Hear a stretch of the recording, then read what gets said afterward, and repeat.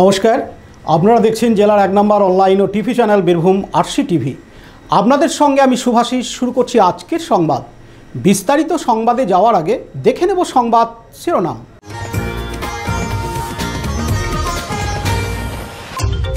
রামপুরহাটে ছাত্রীকে খুন করার ঘটনায় জেলা পুলিশ সুপারের বক্তব্য।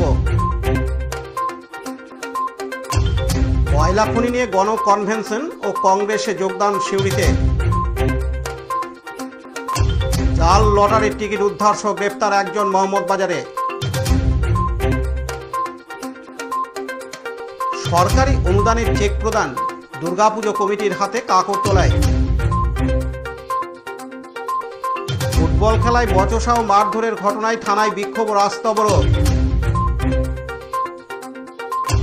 অবৈধ বালিভর্তি ট্রাক্টর সহ চালক আটক লোকপুর থানায়। 1 টাকায় শিশুদের নতুন পোশাক দিল উপহার সংস্থা। ফেসবুকে অশ্লীল মন্তব্য করায় গ্রেপ্তার এক দুবরাজপুরে।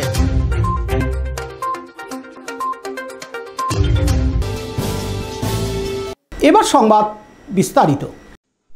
সদ্য 7ম শ্রেণীর এক ছাত্রীকে তারই বিদ্যালয়ের ভৌত বিজ্ঞানের শিক্ষক মনোজ পাল ধর্ষণ করে এবং টুকরো টুকরো করে বস্তাবন্দি অবস্থায় নালার উপর ফেলে দেয়।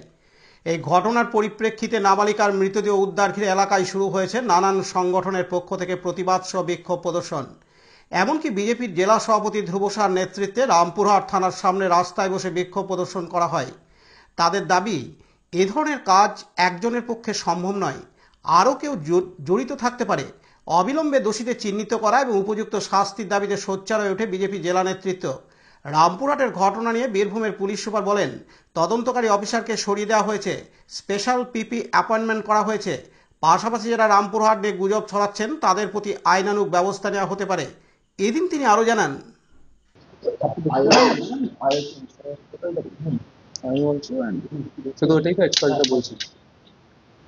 রামপুরের ঘটনা স্যার আয়ও কি চেঞ্জ করা হয়েছে? সব বলে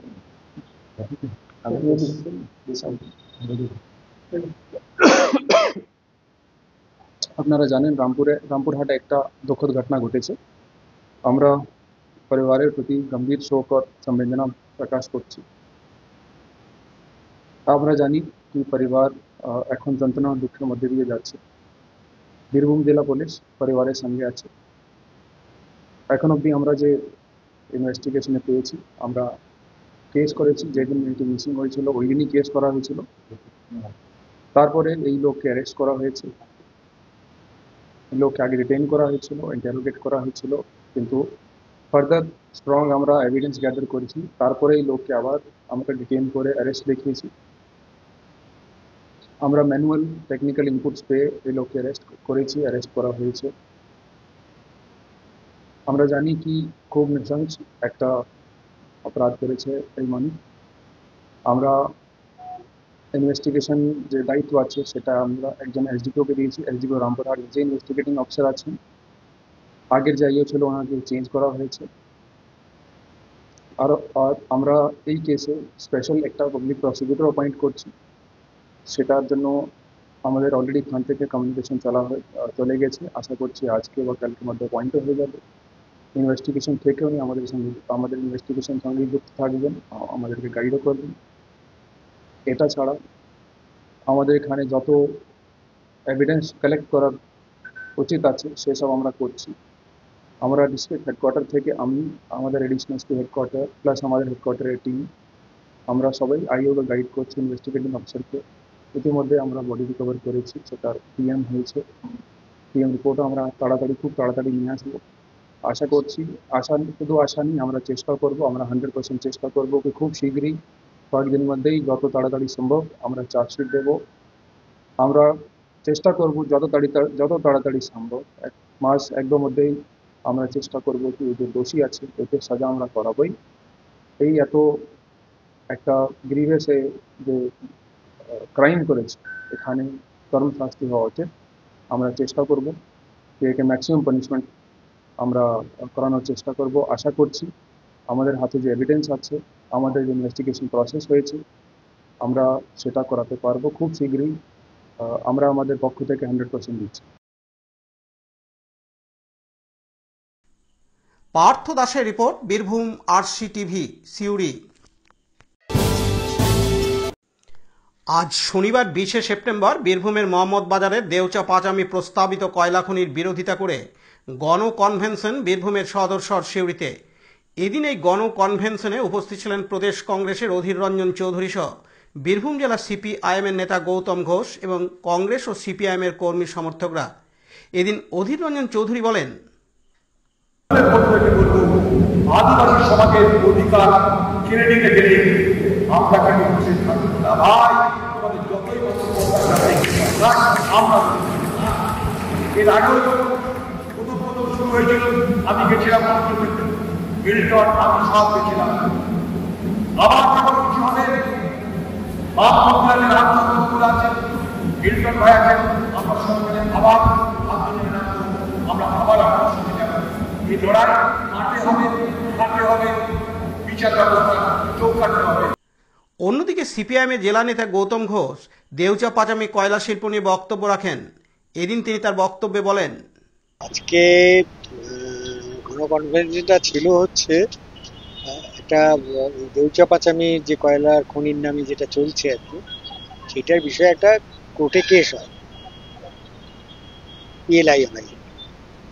তো সেই পিএলআই গভর্নমেন্ট যেটা এফিডেভিট করে লিখিত দিয়েছে যে তারা কয়লার খনি কোর্ট জন্য অ্যাপ্লাই করে, অথচ এখানকার সব আধিকারিক ডিএম থেকে শুরু করে সব আধিকারিকরা বলছে ওরা কয়লার খনি করছে, মিথ্যা কথা। দ্বিতীয় কথা হচ্ছে যেটা এফিডেভিট করে যা ধরা পড়েছে সেটা হচ্ছে ওরা পাথরই তুলবে এবং পাথর তোলার জন্য একজনকে কন্ট্রাক্ট দিয়েছে। সেই যে কোম্পানি কন্ট্রাক্ট পেয়েছে আর কি, সে আবার একটা কোম্পানিকে বিক্রি করে দিয়েছে, যেটা টেন্ডারের ক্ষেত্রেও হচ্ছে একটা দুর্নীতি। ফলে এই দুর্নীতির বিরুদ্ধে আমরা লড়ার জন্য সবাই মিলে ঐক্যবদ্ধভাবে যাতে একসাথে করতে পারি, সেই বিষয়ে কংগ্রেসের যারা ছিল, অধীর চৌধুরী ছিলেন, আর আমাদের পার্টির সবাই ছিলেন। এছাড়াও ওখানে এই আন্দোলন করার জন্য বিভিন্ন আদিবাসী সংগঠনগুলো কাজ করছে, সেই আদিবাসী সংগঠনের নেতারাও ছিলেন। এবং আমরা এখন 3টে দাবি তুলছি। একটা হচ্ছে অবিলম্বে এই অনৈতিক কাজ বন্ধ করতে হবে, আর দ্বিতীয় যেটা সেটা হচ্ছে যে যাদের চাকরি দিয়েছে তাদের চাকরি রক্ষা করতে হবে, আর তৃতীয় যেটা সেটা হচ্ছে যদি ওখানে কোনো খনির কথা ভাবো তাহলে যা সরকারি প্রসেস আছে, পরিবেশবিদের যা ডাইরেকশন আছে সেই অনুযায়ী এটা করতে। সিউড়ির 1 নম্বর ব্লক ও 2 নম্বর ব্লক সহ মোহাম্মদবাজার ব্লকের মোট 150টি পরিবার বিজেপি ও তৃণমূল কংগ্রেস ছেড়ে জাতীয় কংগ্রেসে যোগদান করলেন। এদিন সিউড়ির গ্রন্থাগারের বিপরীতে একটি ছোট্ট মঞ্চ তৈরি করে প্রদেশ কংগ্রেসের নেতা অধীর রঞ্জন চৌধুরীর হাত ধরে এই 150টি পরিবার যোগদান করেন। পার্থ দাসের report, Birbhum RC TV, Suri. Mohammad Bazar থানার পুলিশ গোপন সূত্রে খবর পেয়ে শেওড়াকুড়ি মোড়ে লটারির দোকান থেকে 2 লক্ষ টাকার অধিক জাল লটারির টিকিট উদ্ধার করে এবং একজনকে গ্রেপ্তার করে। পুলিশ সূত্রে জানা গেছে, এই ব্যক্তির কাছে এই লটারির টিকিট ঝাড়খণ্ড থেকে নিয়ে আসা হয় এবং এই রাজ্যে অর্থাৎ বীরভূম জেলার বিভিন্ন প্রান্তে এই লটারির টিকিটের বেআইনি লটারি টিকিট বিক্রি করার জন্য বিভিন্ন কাউন্টারে পাঠানো হয়। তবে এর সঙ্গে কারা কারা যুক্ত আছে, অভিযুক্তকে পুলিশ হেফাজত নেওয়ার পরই জিজ্ঞাসাবাদ শুরু করবে মোহাম্মদবাজার থানার পুলিশ। তবে এই জাল লটারির টিকিট উদ্ধার সহ গ্রেপ্তার এখনো পর্যন্ত একজন। এদিন ডিএসপি ডিএনটি কুণাল মুখার্জি জানান, গতকাল সন্ধ্যেবেলায় মোহাম্মদবাজার থানার একটা আমাদের ক্রেডিবল ইনফরমেশন পাই, সেই অনুযায়ী আমরা রেড করি। তো শেওড়াকুড়ি মোড় থেকে একটা লটারির দোকান থেকে আমরা প্রায় 2.5 crores লটারির টিকিট সিজ করি এবং যে লটারি বিক্রেতা আছে তাকে ওখান থেকে আমরা অ্যারেস্ট করি এবং স্পেসিফিক কেস তার এগেনস্টে রেজিস্টার করা হয়েছে। আর কারা যুক্ত রয়েছে বা এই বিষয়ে কি কোনো এখন তদন্ত শুরু হয়েছে? তদন্ত শুরু হয়েছে। কিছু যে আমরা যাকে অ্যারেস্ট করেছি তাছাড়াও আরো কিছু ফরওয়ার্ড এবং ব্যাকওয়ার্ড লিঙ্কেজেস আছে, সেগুলো আমরা ইনভেস্টিগেশনের পার্ট আছে এবং সেগুলো আমরা খতিয়ে দেখছি কারা আছে এবং তাদেরও যত তাড়াতাড়ি সম্ভব অ্যারেস্ট করা হবে। এই লটারিগুলো কোথা থেকে আনা হয়েছিল স্যার, কিছু জানা গেছে? এই লটারিগুলো মেইনলি ঝাড়খণ্ডের লটারি আছে এবং এখান থেকে বিভিন্ন জায়গাতে ডিস্ট্রিবিউট হতো। তো আমরা দেখছি এদের ফরওয়ার্ড লিঙ্কেজ কারা আছে এবং ব্যাকওয়ার্ড লিঙ্কেজ কারা আছে।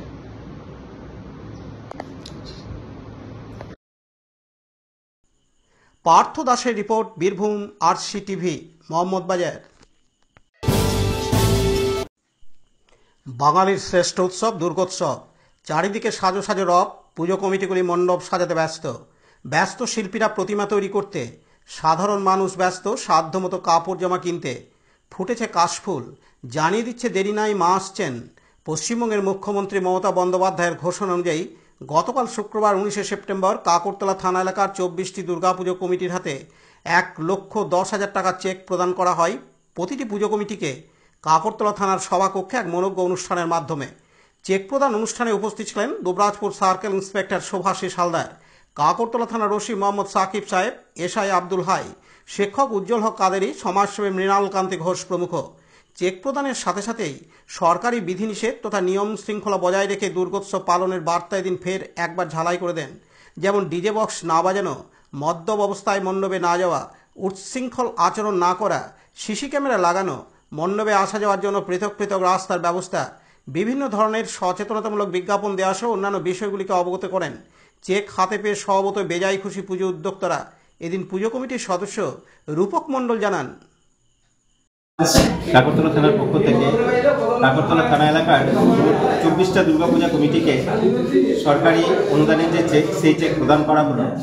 এই চেক পাওয়ার পর আমাদের যেটা অনুভব হচ্ছে, আনন্দিত হচ্ছে, কারণ যেটুকু অর্থ আমরা গ্রাম থেকে সংগ্রহ করতাম তার সঙ্গে এটা অ্যাড হচ্ছে এবং আমাদের মনে হচ্ছে যে এই অর্থ দিয়ে আমরা বিভিন্ন ধরনের যে সামাজিক সচেতনতা এবং প্রশাসনের পক্ষ থেকে যে সমস্ত কিছু সচেতনতার বিষয় সম্পর্কে আমাদেরকে আগ্রহ করা হয়েছে, সেগুলো আমরা আরও ভালোভাবে করতে পারব এবং এলাকার যে সমস্ত দুস্থ মানুষ রয়েছে আর তাদেরকেও আমরা সহযোগিতা করতে পারব এবং প্রশাসনের সাথে সার্বিকভাবে সহযোগিতা করে আমাদের পুজোকে সুষ্ঠুভাবে সমাধান করতে আমরা আরও সক্রিয় হব, এটা অঙ্গীকার করছি।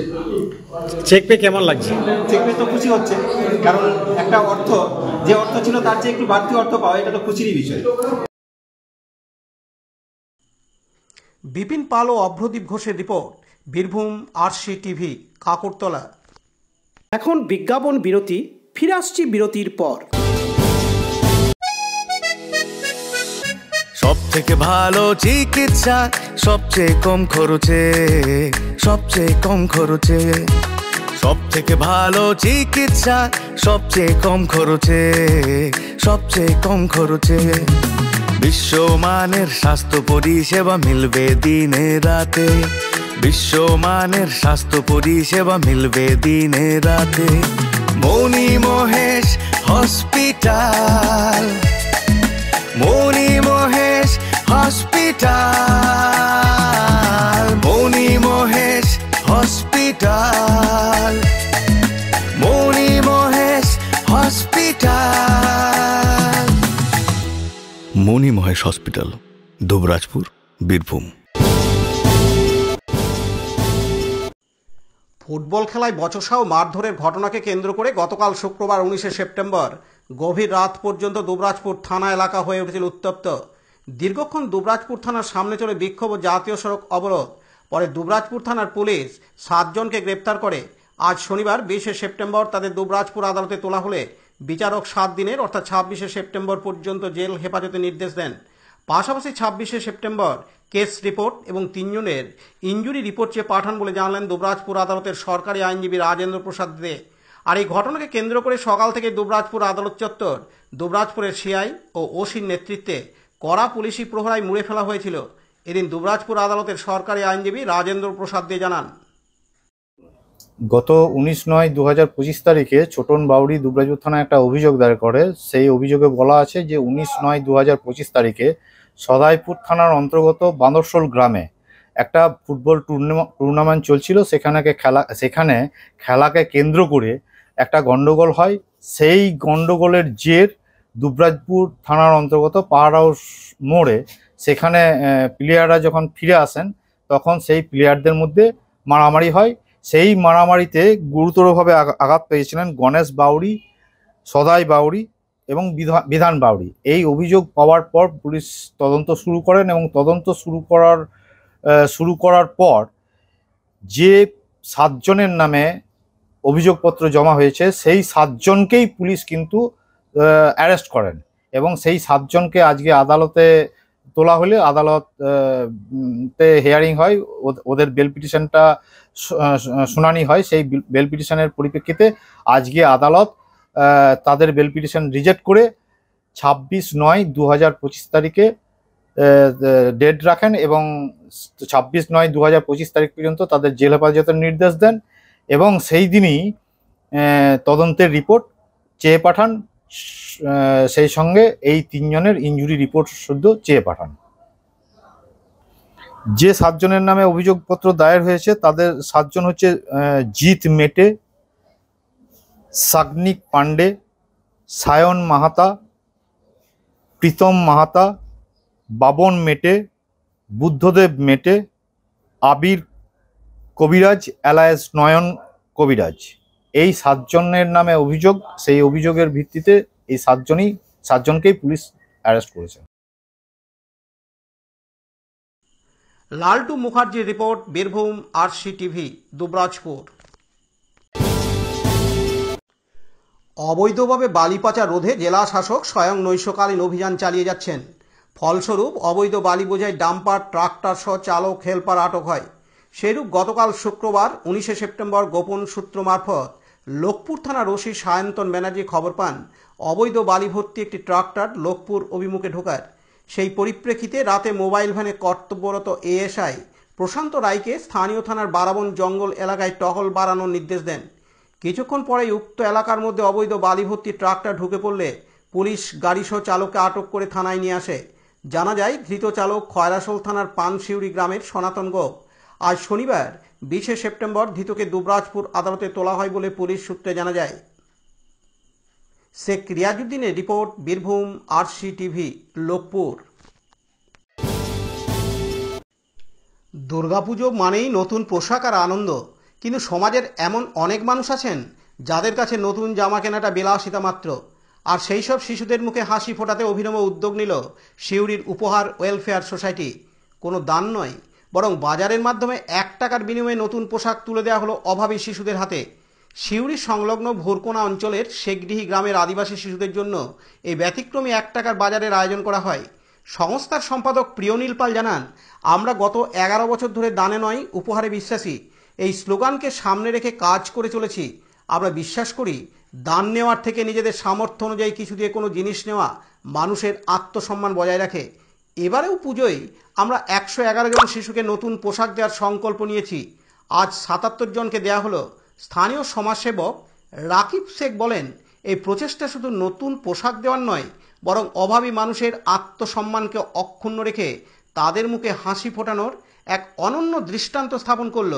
এদিন সংস্থার সম্পাদক প্রিয়নীল পাল জানান, আজকে দুর্গাপুজোর প্রাককালে মহালয়ার আগের দিন আমরা বেছে নিয়েছি দুর্গাপুজোতে উপহারের যে প্রোগ্রাম আমরা করে থাকি। ধারাবাহিক 11 বছর ধরে আমাদের এই প্রোগ্রাম চলছে। তো আমরা আগের বছর থেকে উপহারে দানে নয় উপহারে বিশ্বাসী, এটা আমাদের প্রথম থেকেই মোটো, কিন্তু আগের বছর থেকে আরো অভিনব করে আমরা 1 টাকায় বাজার শুরু করেছি, যেটার মূল উদ্যোগ হচ্ছে যাতে কোনো ব্যক্তি যারা আমাদের কাছ থেকে উপহার নিচ্ছেন তাদের আত্মসম্মান কোনোভাবে ক্ষুণ্ণ না হয়, সে শিশু হোক বড় হোক। তাই জন্য আমরা 1 টাকার বাজার শুরু করেছি। এইবারও আমরা একই জায়গাতে আগের বছর যেখানে করেছিলাম এবছরও সেই জায়গায় আমরা বেছে নিয়েছি, যাতে সেই সব শিশুরা আশা করে বসে থাকবে যে পুজোর সময় তাদেরকে কেউ একটা উপহার দিতে আসবে। হয়তো এটা উপহারের পরিমাণটা হয়তো খুব সামান্য হতে পারে, হয়তো পুজোর 4 দিনের মধ্যে আমরা একদিন হয়তো তাদেরকে একটা পোশাক দিতে পারছি, কিন্তু এইভাবেই আমরা ধারাবাহিকভাবে চালিয়ে যাব এবং আরো মানুষ যদি এর সঙ্গে যুক্ত হয়, সহযোগিতা করে, তাহলে হয়তো একটা সময় আসবে যখন আমরা 4 দিনেরই পুরো বাজারই হয়তো 1 টাকাতে তাদেরকে 4টে পোশাকই দিতে পারবো। আজকে মোটামুটি 70-এর ওপর মানুষকে আমরা পোশাক বিতরণ করেছি এবং আরো বেশ কিছু জায়গায় আমাদের প্রোগ্রাম রয়েছে যেখানে আমরা এই উদ্যোগটা নেব। তো 1 টাকার মাধ্যমে শিশুদেরকে আমরা এই উপহার তুলে দিলাম, নতুন পোশাক পুজো উপলক্ষে, দুর্গাপুজো যাতে সবাই আনন্দে কাটে সেই লক্ষ্যতেই আমাদের এই প্রোগ্রাম আজকে ছিল। পার্থ দাস ও পতিত পাবন বৈরাগ্যের রিপোর্ট, বীরভূম RCTV, সিউড়ি।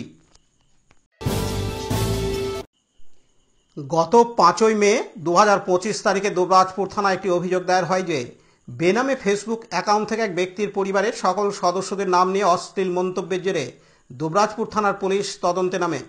এই কেসে দুবরাজপুর থানার পুলিশ দুবরাজপুর আদালতের কাছে ওয়ারেন্টের আবেদন জানান এবং তা মঞ্জুর হয়।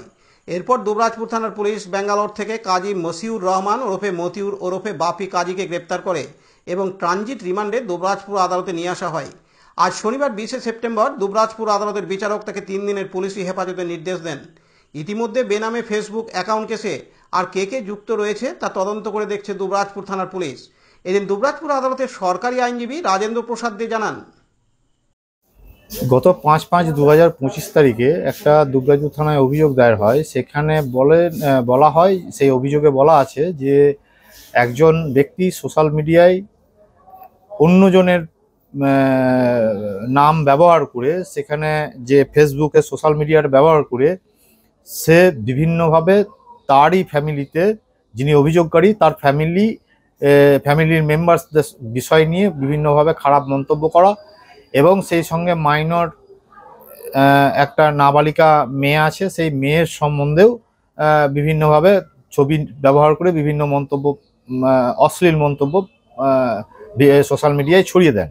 তার পরিপ্রেক্ষিতে সেই যে নাবালিকা মেয়েটি আছেন উনি সেটা জানতে পারেন এবং দেখার পর নিজেকে আত্মহত্যার দিকে নিয়ে যান এবং পরবর্তীকালে ওনার মা এবং ফ্যামিলিরা তাকে সেভ করে থানায় নিয়ে আসেন এবং এই অভিযোগ পাওয়ার পর পুলিশ তদন্ত শুরু করেন।